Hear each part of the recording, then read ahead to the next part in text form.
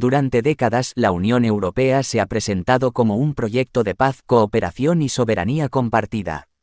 Sin embargo, basta un solo escenario para que toda esa construcción ideológica se derrumbe como un castillo de naipes que Estados Unidos se haga con Groenlandia, territorio bajo soberanía de Dinamarca, Estado miembro pleno de la UE. Esa apropiación no tendría por qué adoptar necesariamente la forma de una invasión militar clásica. Estados Unidos podría hacerse con Groenlandia mediante presión económica directa sobre Dinamarca, chantaje político-diplomático, procesos de secesión inducidos, compra, control militar progresivo ya existente o una combinación de todos estos mecanismos. La violencia imperial no siempre se presenta con tanques, a menudo se impone a través del mercado, la diplomacia forzosa y la arquitectura militar preexistente. Precisamente por eso, el problema no se reduce a una hipótesis de guerra abierta. No sería solo una crisis diplomática ni exclusivamente un conflicto armado. Sería una fractura y una herida de muerte para la Unión Europea como proyecto político. Si Estados Unidos avanza sobre Groenlandia, la reacción inmediata suele centrarse en lo militar, bases, misiles, despliegues, enfrentamientos armados. Sin embargo, el verdadero impacto no estaría en el campo de batalla, sino en el corazón mismo del proyecto europeo. Y lo que revelaría es una verdad profundamente incómoda: la Unión Europea no está diseñada para sobrevivir a una agresión estadounidense contra uno de sus propios Estados miembros. Durante décadas, la UE ha construido una narrativa de autonomía estratégica y soberanía compartida, que, en los hechos, nunca se materializó. No existe un ejército europeo capaz de actuar de forma independiente. No existe una cadena de mando unificada que permita responder con rapidez y coherencia ante una imposición estratégica externa. No existe una política de defensa común que no esté subordinada, directa o indirectamente, a los intereses de Washington. Sobre todo, no existe la voluntad política de enfrentarse al poder estadounidense cuando los intereses chocan de manera directa, aunque ese choque afecte a la soberanía formal de un Estado miembro. Toda la arquitectura de seguridad europea descansa sobre un pilar externo: Estados Unidos como jefe de la OTAN. La defensa del continente, la disuasión militar y la proyección de fuerza no están en manos de Bruselas, sino de Washington. La Unión Europea se ha plegado una y otra vez a Washington, desde el respaldo abierto al genocidio en Gaza, hasta la aceptación de acuerdos económicos forzosos bajo la presidencia de Trump que implican miles de millones de euros en inversiones europeas hacia Estados Unidos. Todo presentado con un lenguaje de cooperación, pero que en realidad funcionaron como transferencias de capital impuestas desde el centro imperial. A esto se suma la sumisión a sanciones extraterritoriales, el silencio ante el espionaje masivo contra gobiernos y empresas europeas y la adaptación constante de la política exterior de la UE a los intereses estratégicos de Washington, desde Oriente Medio hasta Ucrania y China. Esto confirma que no estamos ante errores coyunturales sino ante una subordinación total. La UE no es un poder soberano, sino una construcción del capital europeo integrada en el orden imperialista estadounidense, dispuesta a sacrificar soberanía, legitimidad y coherencia política antes que confrontar al verdadero centro de poder del bloque occidental. Por eso, que Estados Unidos se haga con Groenlandia no sería simplemente una crisis más. Colocaría a la Unión Europea ante una contradicción insoluble, de esas que no admiten soluciones intermedias ni ambigüedades duraderas. Por un lado, existiría la obligación formal y política de defender a un Estado miembro, Dinamarca, cuya soberanía territorial habría sido vaciada de contenido. Defender a Dinamarca implicaría denunciar a Estados Unidos como potencia agresora, romper la disciplina atlántica y asumir un conflicto político de fondo con la potencia que garantiza la seguridad militar europea. Por otro lado, estaría la necesidad estructural de preservar la subordinación a Estados Unidos. Esta opción implicaría minimizar el hecho, relativizarlo, envolverlo en lenguaje técnico y diplomático y, en la práctica, aceptar el hecho consumado, aunque ello suponga la amputación real de soberanía europea. La Unión Europea no puede hacer ambas cosas al mismo tiempo. No puede defender la soberanía de uno de sus miembros y, a la vez, seguir actuando como socio obediente del poder que la vulnera. La historia reciente no deja lugar a dudas sobre cuál de las dos vías elegiría la UE.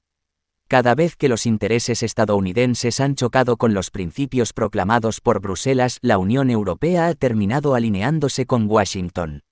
Groenlandia no haría más que llevar esa lógica hasta su límite extremo, desnudando sin maquillaje la dependencia estructural, política y estratégica del proyecto europeo.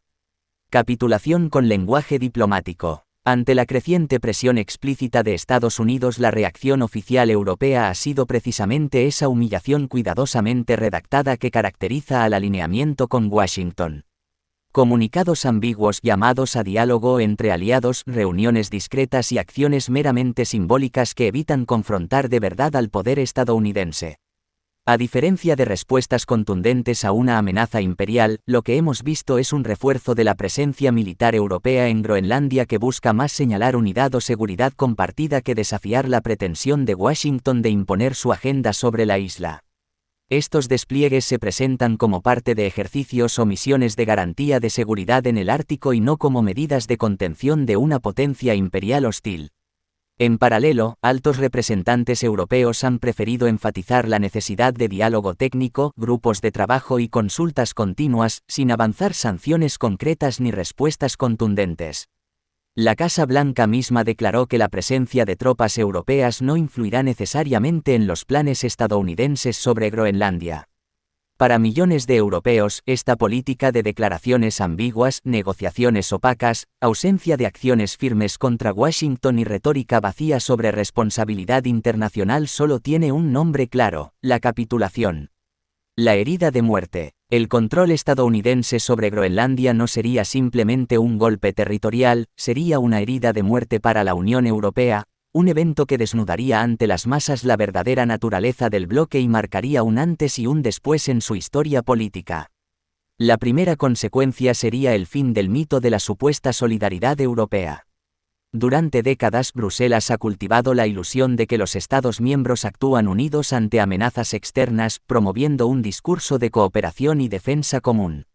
La realidad, ya evidente en conflictos menores y crisis económicas, se mostraría en su forma más cruda: cada capital europea velando por sus propios intereses, incapaz de enfrentar a la potencia hegemónica que domina el bloque occidental. En paralelo, colapsaría de manera inmediata el discurso de la defensa común. La idea de un ejército europeo autónomo capaz de proyectar fuerza y proteger los intereses del continente se demostraría como un espejismo ideológico. La defensa europea, que debe presentarse como una estructura sólida y cohesiva, se revelaría como un instrumento de dependencia y subordinación. La consecuencia institucional sería igualmente devastadora, profundizándose una parálisis crónica. Los órganos de la Unión Europea como el Consejo Europeo, Comisión y Parlamento quedarían atrapados en bloqueos constantes, incapaces de tomar decisiones efectivas ante la agresión estadounidense. Las discusiones se alargarían, las responsabilidades se diluirían entre diplomacia, consultas técnicas y comités interminables, y la UE mostraría ante el mundo su impotencia para defender su integridad. El impacto sobre la población sería inmediato y brutal. La deslegitimación masiva del proyecto europeo alcanzaría niveles históricos. Para millones de trabajadores, jóvenes y sectores populares que creían en la autonomía europea, la apropiación de Groenlandia por Estados Unidos sería la confirmación de lo que los análisis marxistas ya señalaban.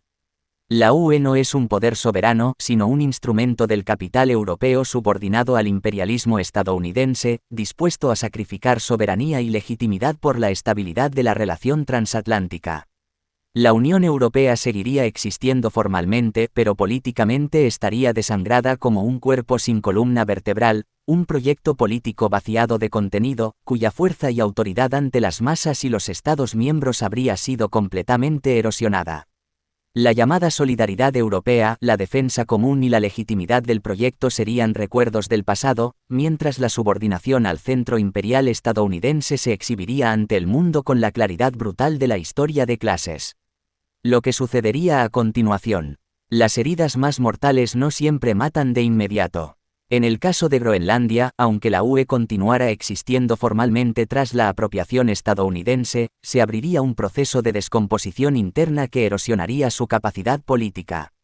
La fractura no sería un estallido violento, sino un desgaste estructural y prolongado donde cada decisión, cada debate, cada votación se vería contaminada por la duda sobre la viabilidad y legitimidad del proyecto europeo. La primera consecuencia sería un auge de gobiernos euroescépticos capaces de canalizar la indignación popular hacia discursos nacionalistas y de defensa de la soberanía formal de cada Estado.